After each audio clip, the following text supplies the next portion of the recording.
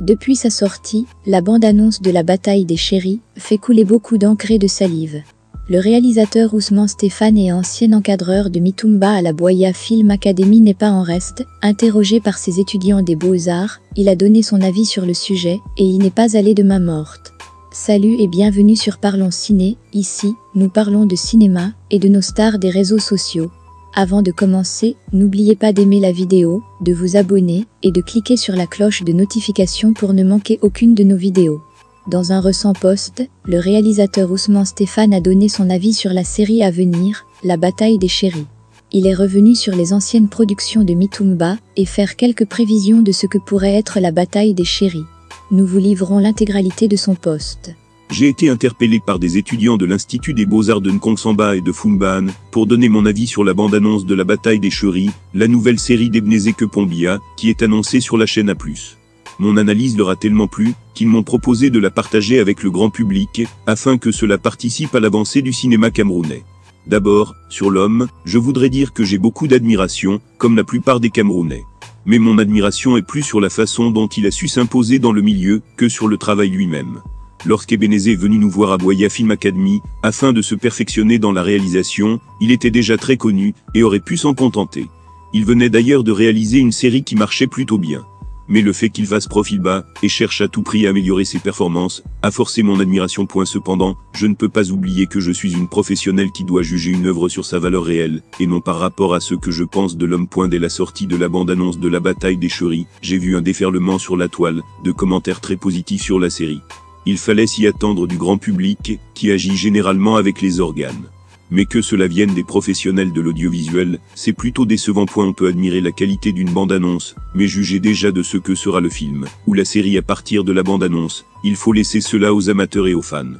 Lorsque la bande-annonce du long-métrage Destinée de Gérard Nguel a été publiée, le jeune réalisateur Armand Fabrice Takougan a commis l'erreur de le qualifier de film, qui redonne l'espoir du cinéma camerounais. Ce sont presque tous les réalisateurs et producteurs du forum, qui se sont jetés furieux sur lui, arguant qu'on ne peut pas qualifier un film de réussi uniquement à partir de la bande-annonce. Mais je suis surpris qu'aujourd'hui, ce sont ces mêmes personnes, qui vont faire presque le même commentaire sur la bande-annonce de La Bataille des Chéris. Que faut-il en penser? Nous vivons une période trouble, où on n'a plus de suivistes, que d'analystes froids et intelligents. Une période où, lorsqu'on a de l'argent, on peut acheter tout le monde et même recevoir des faveurs sans payer, lorsque la personne espère entrer dans vos bonnes grâces. Ce que je veux dire, c'est que Ebenezer Kepombiya a réussi à se placer dans notre système à un niveau où personne n'oserait le critiquer, ce qui serait une erreur, puisque ce n'est que la bande-annonce, ou n'attend même de regarder ne serait-ce que le premier épisode de la série pour se prononcer. Oser le critiquer, surtout si vous êtes cinéaste, ce serait courir le risque d'être traité de jaloux. Ce que je pense de La Bataille des Chéris, comme je l'ai dit, il serait plus professionnel de regarder au moins un épisode avant d'en juger.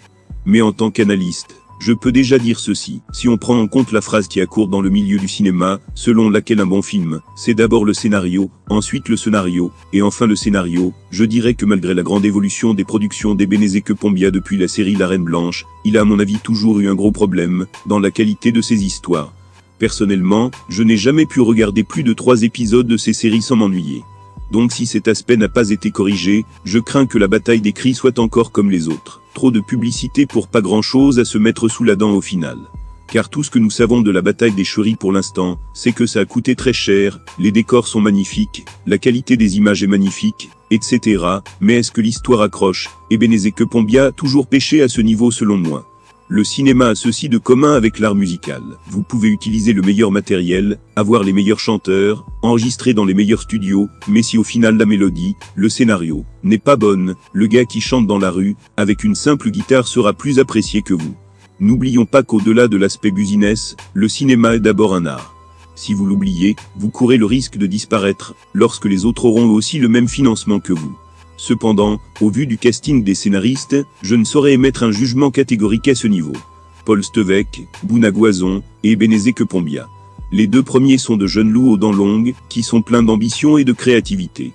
Si Ebenezer Kepombiya leur a laissé les mains libres pour se contenter de superviser leur travail, avec toute l'expérience que nous lui connaissons, nul doute que La Bataille des Chéris sera une grosse surprise, agréable pour le cinéma camerounais.